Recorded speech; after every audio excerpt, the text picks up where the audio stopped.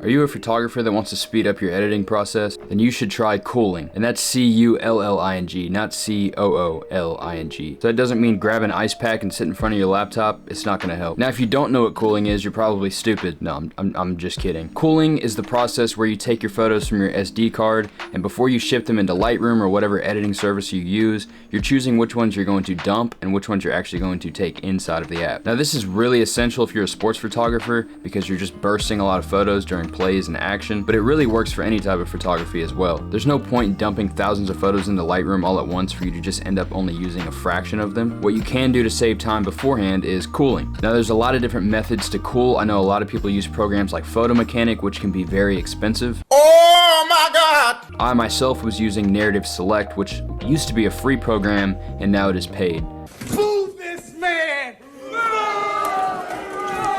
Now, this is no shot at Narrative Select, I get it, everybody's gotta make some money, but for me, I like free things. And lucky for you, if you're already paying for Lightroom Classic, then you can cull for free, basically. Now, first things first, we have Lightroom opened up here with our gallery. This is from a football game I shot last Friday. I've already edited these photos, but just for the video, I'm gonna show you how I do it. Now, currently we're in what is called the grid view. You don't really wanna use this to cull because you can't see the full photo in all of its glory, so you don't even know if it's in focus or not, and you really just can't tell whether or not it's a good picture. So what you're actually gonna wanna do is go down here to the single view, but before that, what I like to do is uncheck all of the photos, so that way none of them are currently selected to import, and now I can go to the single view, and if I see something I like, I can just click P on the keyboard, which stands for pick.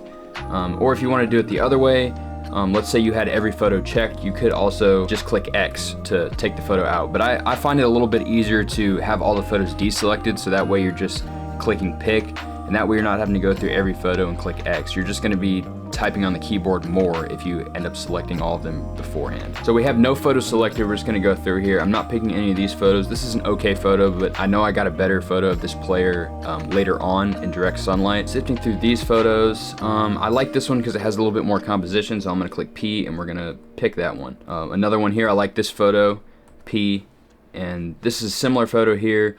Now, let's say I did end up liking the second photo more. I could click P here and then go back with the arrow keys and just click X. Pretty simple, you know, X, no good, right? That's pretty universal. So, and essentially that's how you do it. Now, this is gonna save you so much more time. And once you've got the photos you want, you just go down here and you click import, and they will slowly come into Lightroom. I know Lightroom can be a little bit slow. You know, this stops the hassle from having a third-party program to where you have to ship your photos to Lightroom, and sometimes there can be a little bit of mess ups. With this, you're just doing it all inside of Lightroom, and it saves a lot of time. Now, there's no excuses for you not to be culling in Lightroom.